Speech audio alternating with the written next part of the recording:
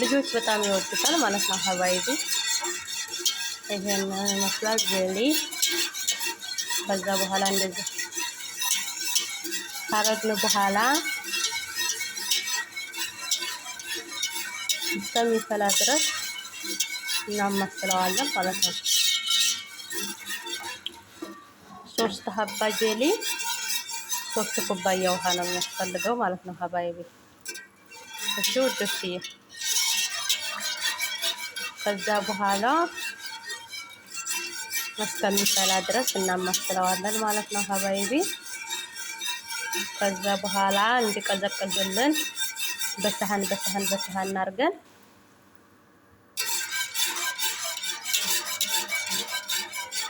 ፍሪጅ እናስገባዋለን ማለት ነው። ተላጃ እናስገባዋለን ሀባይቢ ማለት ነው። እና እንዴት ናችሁ ቤተሰቦቼ? ሰላም ናችሁ? እኔ ደህና ነኝ አልሐምዱሊላህ ረብል ዓለሚን።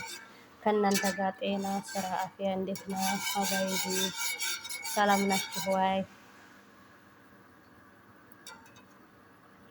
ከኔ ጋር ሁሉም ሰላም ነው ሀባይቢ ዋየ። እና እንዴት ናችሁ? ሰላም ናችሁ ውዶች? እየዋየ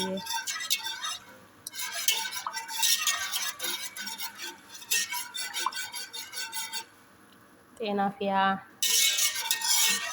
እንዴት አድርጎ ይዟችኋል?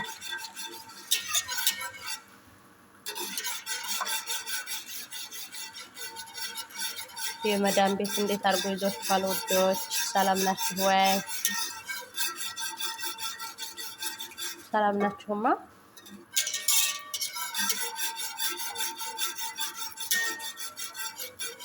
አዎ ጠንክሩ፣ አብሽሩ፣ ሁሉም ነገር ያልፋል ኢንሻአላህ። የማያልፍ ነገር የለም ማለት ነው ሀባይቢ። ዛሬ በመዳን ቤትም እንደዚህ እንትን ብንልም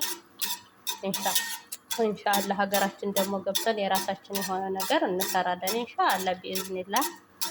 ዱዓ ነው።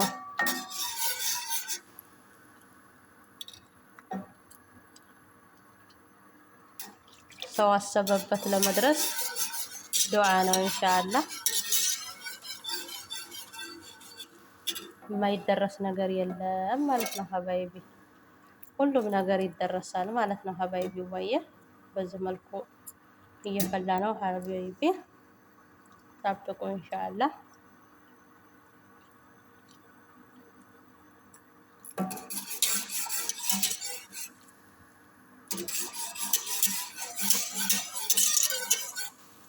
እና ሰሃን የምናረግበት እናዘጋጃለን ማለት ነው ውዶች እየወየ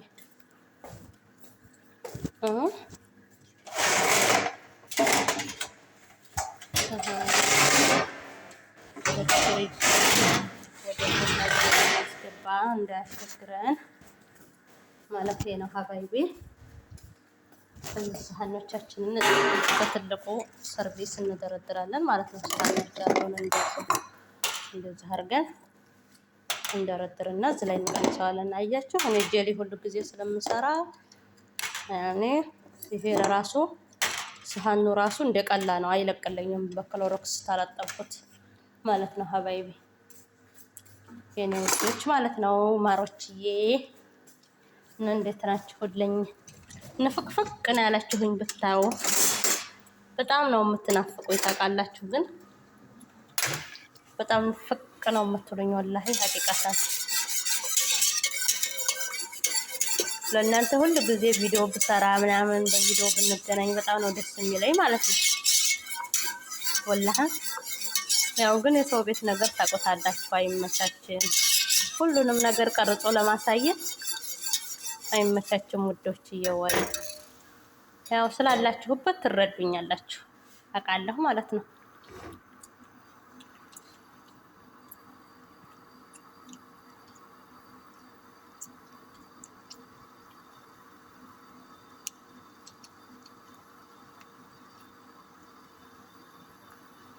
ስለምትረዱኝ እኔ ስለማቅ ምንም ማለት አይደለም ማለት ነው ውዶች።